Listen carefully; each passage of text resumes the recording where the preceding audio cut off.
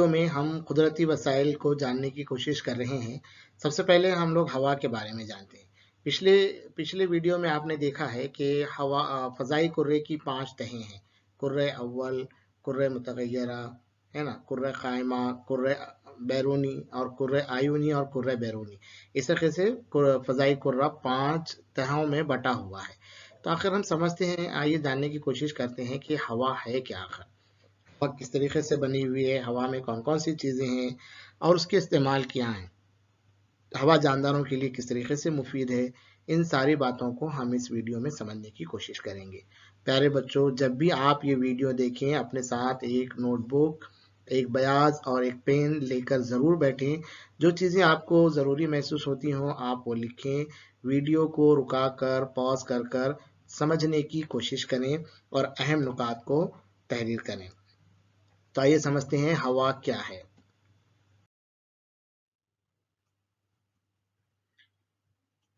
हवा क्या है? सोचिए आप 2 मिनट और बताइए कि हवा क्या है? आप क्या समझते हैं हवा के बारे में? आपके दिमाग में क्या बात आती है? जैसे आप हवा का नाम सुनते हैं तो आपके दिमाग में क्या बात आती है? 2 मिनट आप सोचिए और अपने ख़यालात को लिखिए या बताइए। फिर हम समझेंगे, आगे बढ़ेंगे हवा क्या है। हवा दरअसल मुख्तलिफ गैसों का मजमुआ है। जैसे हवा कोई एक चीज़ नहीं है, जैसे हवा एक जैसी चीज़ नहीं है। एक ही चीज़ जैसे हमारे पास कोई होती है वैसा हवा नहीं है, बल्कि हवा में अलग-अलग गैसेस मौजूद हैं। गैस आप समझते हैं कि जैसे पानी की भाप एक गैस है, पानी की जो भाप निकल रही है वो गैस है। गाड़ियों के टायरों में जो भरी जाती हवा वो भी एक किस्म की गैस है। तो ऐसे बहुत सारी मुख्तलिफ गैसों का मजमुआ है। हवा में कौन-कौन सी गैसेस हैं? हवा में है nitrogen, oxygen, carbon dioxide, sulphur dioxide और इसके साथ ही गैर आमिल गैसेस भी शामिल हैं। गैर आमिल गैसेस के बारे में आप और जब बड़ी जमातों में जाएंगे तो आप पढ़ेंगे कि गैर आमिल गैसेस क्या होती हैं।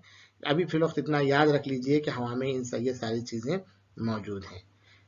इसी के साथ साथ ये गैसेस के हवा में नाइट्रोजन, ऑक्सीजन, कार्बन डाइऑक्साइड के अलावा हवा में गर्द के ज़र्रात यानी धूल के ज़र्रात भी हैं और पानी के बुखारात भी हैं। पानी के बुखारात, आबी बुखारात यानी पानी की भाप भी शामिल है। ये भी हवा का हिस्सा है। साथ ही साथ ये सब चीज़ें हैं, इसीलिए हवा को गैसों का आमेज़ा कहलाता है। आमेज़ा से मुराद क्या है कि सब चीज़ें एक साथ रहती हैं लेकिन अपनी खुसूसियात ये बदलती नहीं है। यानी ऑक्सीजन, नाइट्रोजन, ऑक्सीजन सब साथ में रहते हैं हवा के अंदर, लेकिन जब हम किसी को अलग करेंगे तो बिल्कुल अलग हो जाएंगे। नई चीज़ नहीं होती मिलकर ये, इसीलिए तो उससे गैसों का आमेज़ा कहा जा रहा है कि सब गैसेस हवा के अंदर मौजूद हैं। अब हवा में देखेंगे हम कि कौन सी गैस कितनी है, मुख्तलिफ गैसों का तनासुब क्या है, कौन सी गैस कितनी है। और आपके बाद इसके बाद आपको सोचना चाहिए, समझना है कि हवा में कौन सी गैस का तनासुब ज़्यादा है, हवा में कौन सी गैस ज़्यादा है, कौन सी गैस कम है। इसको आपको इस तस्वीर को देखकर समझना है। ये जो आप ग्रीन कलर का जो हरे रंग का हिस्सा देख रहे हैं, ये नाइट्रोजन है। यानी हवा में तकरीबन 78% नाइट्रोजन है। 78% यानी क्या, 100 में से 78। समझ लो हवा को अगर हम एक 100 समझें तो उसी में से 78 जुज जो है नाइट्रोजन के हैं। उसके बाद ये 21% हवा का हिस्सा जो है ऑक्सीजन है और उसके बाद बाकी की जो चीज़ें हैं गैर आमिल गैसेस, धूल के ज़र्रात और दीगर गैसेस जो हैं, इन सब का तनासुब है। तो इसका मतलब हवा में सबसे ज़्यादा जो गैस है वो है नाइट्रोजन और उसके बाद 21% ऑक्सीजन है।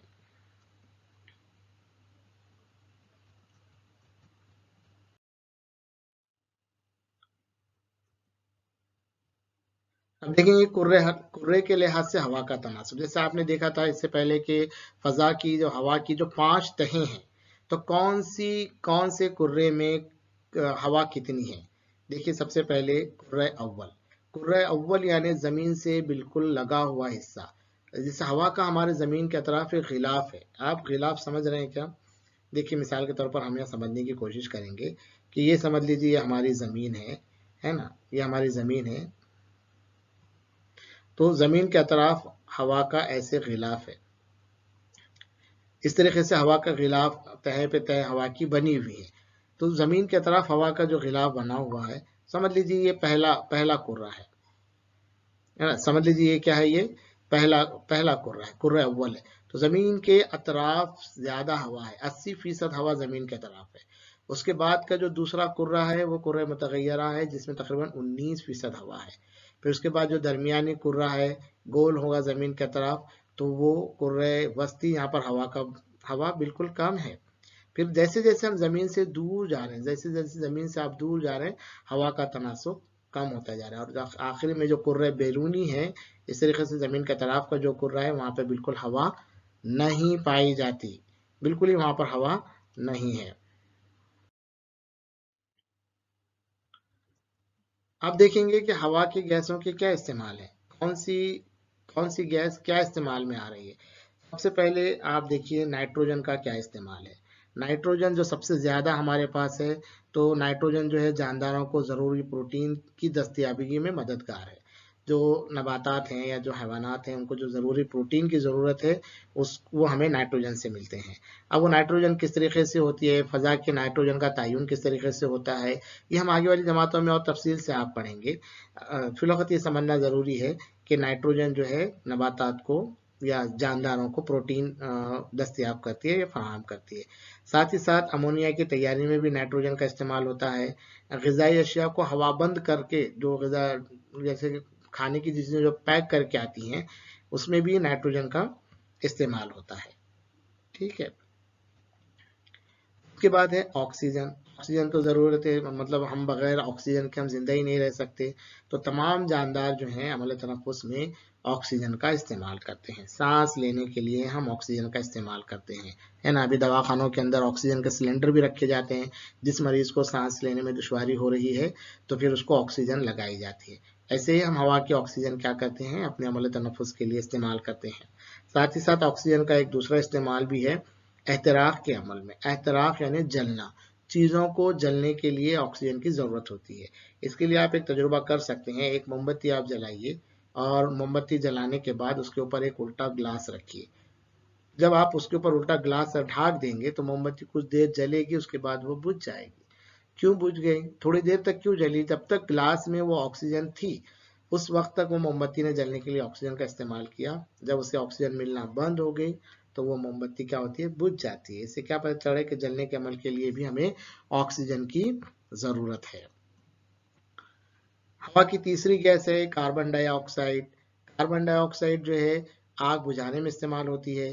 जगह जगह पर देखिए, बड़ी इमारतों के अंदर, दवाखानों में, शॉपिंग मॉल्स में, हर जगह जो है, या स्कूलों में, दफातर में, दफ्तरों में कार्बन डाइऑक्साइड के सिलेंडर्स ऐसे रखे जाते हैं कि अगर अचानक आग वगैरह लग जाए तो कार्बन डाइऑक्साइड का इस्तेमाल करके आग को क्या करते हैं, बुझाया जाता है। साथ ही साथ ग़िज़ा की तैयारी में भी नबातात अपनी ग़िज़ा तैयार करने के लिए कार्बन डाइऑक्साइड का इस्तेमाल करते हैं।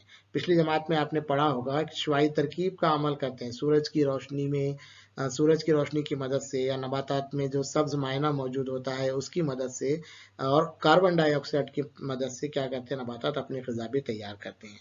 तो कार्बन डाइऑक्साइड नबातात की ग़िज़ा की तैयारी में भी इस्तेमाल होती है। जो गैर आमिल गैसेस हैं, एक ऑर्गन नाम की गैर आमिल गैस है, वो बिजली के बल्ब की तैयारी में इस्तेमाल होती है। जो आप बल्ब देखते हैं ना, अपने घर में रखे हुए होते हैं, उसी में। साथ ही साथ एक और गैर आमिल गैस है हीलियम। और हीलियम का इस्तेमाल जो है कम दर्जे हरारत की हासिल करने के लिए होता है। किसी चीज़ को ठंडा करना है तो वहाँ पर हम हीलियम गैस का इस्तेमाल करते हैं। तो ये मुख्तलिफ इस्तेमाल हैं हवा की गैसेस के।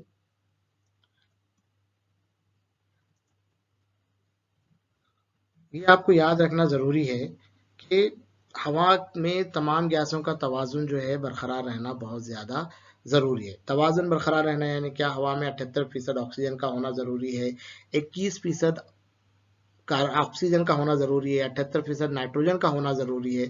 अगर किसी एक गैस हवा में बढ़ जाए और कोई एक गैस हवा में कम हो जाए, तो इसका मतलब है हवा का तवाज़ुन क्या हो गया, बिगड़ गया। और जब हवा का तवाज़ुन अगर बिगड़ जाता है तो कुर्रे अर्ज पर जानदारों का वजूद खतरे में हो जाता है।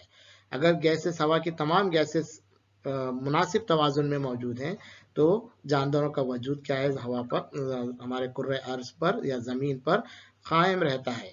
एंड अगर 21% से ऑक्सीजन कम हो जाए तो फिर जानदारों के वजूद को क्या होता है, वहाँ पर खतरा पैदा लाक हो जाता है। साथ ही साथ ज़मीन के लिए जो ज़रूरी सूरज की रोशनी, हरारत, जमीन तक पहुंचने के लिए फजाई कुर्रा एक अहम छलनी है। सूरज की रोशनी जो जमीन तक आती है तो ये हवा के गिलाफ से एक छन कर आती है, छलनी होकर आती है। तो जिसकी वजह से क्या होता है कि जो जितनी ज़रूरत है हमें ज़मीन हरारत की, सूरज की तपिश तो बहुत ज़्यादा है, अगर वैसी ही तपिश पूरी की पूरी ज़मीन पर आ जाए फिर भी जानदारों का क्या है, जानदारों की बका को ख़तरा लाहक होता है। तो इसीलिए ये फ़ज़ाई कुर्रे से छन कर, मतलब एक छलनी का काम करता है फ़ज़ाई कुर्रा, हवा एक छलनी का काम करती है और उसी से रोशनी, सूरज की रोशनी और हरारत हम तक पहुंचती है। साथ ही साथ जो धूल के ज़र्रात हैं, बादल हैं, बर्फ है, बारिश है वगैरह कुर्रे हवा ही की वजह से वजूद मुमकिन है। इससे पहले इसमें पढ़ चुके थे हम कुर्रे मुतगय्यरा के बारे में। कुर्रे मुतगय्यरा में बहुत सारी माहौल की तब्दीलियां होती हैं, जैसे बारिश का होना, बादल का बनना। अगर कुर्रे मुतगय्यरा ही ना हो या हवा ही ना हो तो ना हवा नहीं रहेंगी तो बादल नहीं बनेंगे, बादल नहीं बनेंगे तो बारिश नहीं होगी, और बारिश अगर नहीं होगी तो जानदारों का वजूद भी मुमकिन नहीं है।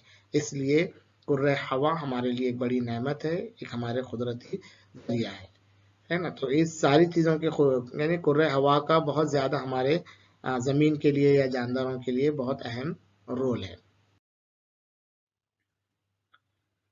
अब हवा हमारे लिए इतनी ज़रूरी है, लेकिन हवा की आलूदगी हो रही है। आलूदगी से क्या मुराद है? आलूदगी मतलब आलूदा होना, यानी कोई चीज़ गंदा होना। हवा आलूदा हो रही है मतलब कोई हवा गंदी हो रही है। हवा कैसे गंदी हो रही है, उसकी क्या वजूहात हैं, ये हम समझने की कोशिश कर रहे हैं। इस तस्वीर को आप देखिए। आप क्या देख रहे हैं, यहाँ पर एक फैक्ट्री है और फैक्ट्री में जो बहुत बहुत सारी चीज़ें, मशीनें जो चल रही हैं, चीज़ें बन रही हैं।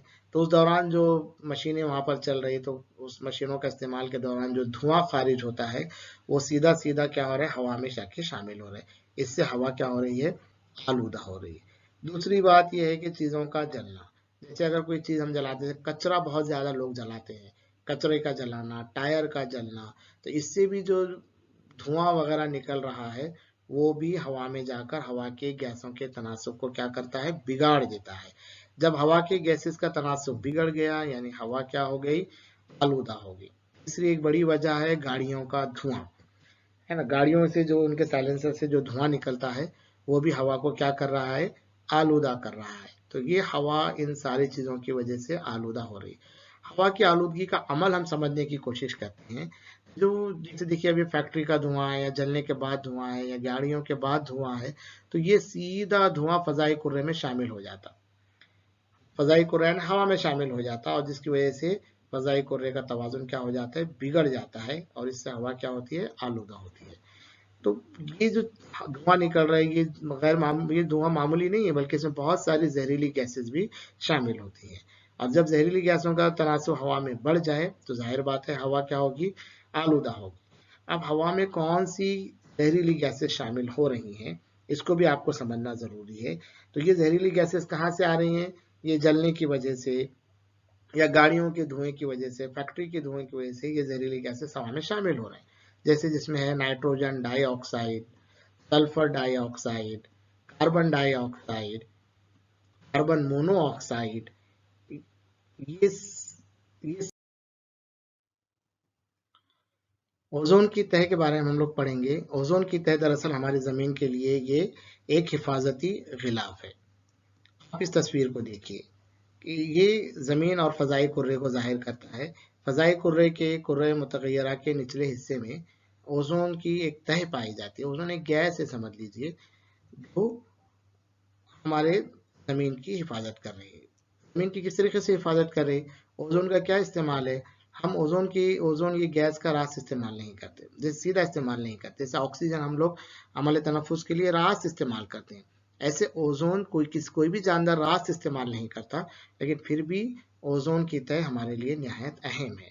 क्यों अहम है, जो सूरज की जो बालाई बनफशी शुआएं आ रही हैं, जिसको बालाई बनफशी शुआएं यानी क्या, सूरज की अल्ट्रा वायलेट रेज जिसको हम कहते हैं, जो जानदारों के लिए नुकसानदाह है, चाहे वो नबातात हो, चाहे हैवानात हो, चाहे इंसान हो, उनके लिए बालाई बनफशी शुआएं जो है नुकसानदाह है। तो उन शुआओं को ओजोन क्या करती है, ओजोन जज्ब करती है और सूरज की जो रोशनी है उसको माइल करके हमारे लिए मुनासिब करके एक छलनी का काम करती है और हमारे लिए वो वापस आती है। तो ओजोन की लेयर किस वजह से बर्बाद हो रही है, ओजोन की तह किस वजह से बर्बाद होती है। ओजोन की तह तो हमारे लिए बहुत फायदेमंद है, लेकिन अब किस वजह से बर्बाद हो रही है, तो उसके देखिए तबरीदी आलात का ज्यादा इस्तेमाल। तबरीदी आलात मतलब क्या, जैसे एयर कंडीशनिंग जिसको हम कहते हैं, एसी जिसे हम कहते हैं, उसका ज्यादा इस्तेमाल से आपका जैसे घर ठंडा हो जाता है, रूम ठंडा करने के लिए हम एसी इस्तेमाल करते हैं, गाड़ियों में हम एसी इस्तेमाल करते हैं, लेकिन इसकी वजह से ओजोन की गैस को खतरा है ना। रेफ्रिजरेटर का इस्तेमाल से, क्लोरोफ्लोरोकार्बन के इस्तेमाल से, कार्बन टेट्राक्लोराइड है, ये जो गैसेस हैं ये ओजोन की तह को क्या कर रही हैं, बर्बाद कर रही हैं। इस वजह से लोगों को ओजोन के बारे में, अवाम को, आम लोगों को जानकारी हो, इसके लिए 16 सितंबर को दुनिया भर में यौम तहफ़्फ़ुज़ ओजोन दिन मनाया जाता है, ताकि लोगों में ओजोन के ताल्लुक से बेदारी पैदा हो, तमाम लोग उस बात का ख्याल रखें कि ओजोन को बर्बाद होने से किस तरीके से बचाया जाता है, उसमें एक फ़र्द की क्या जिम्मेदारी होती है। इसके लिए ओजोन दिन 16 सितंबर को मनाया जाता है। आपका बहुत बहुत शुक्रिया। अगर आपको हमारे वीडियो पसंद आते हैं तो आप ज़रूर इस वीडियो को लाइक करें, अपने दोस्तों के साथ, सहेलियों के साथ उसे शेयर करें। जो चीज़ें आपको समझ नहीं आ रही हैं वो कमेंट बॉक्स में लिखें, जो सवालात आपसे पूछे जा रहे हैं उसके जवाबात भी कमेंट में लिखें, और हमारे इस चैनल को ज़रूर सब्सक्राइब करें। बहुत बहुत शुक्रिया।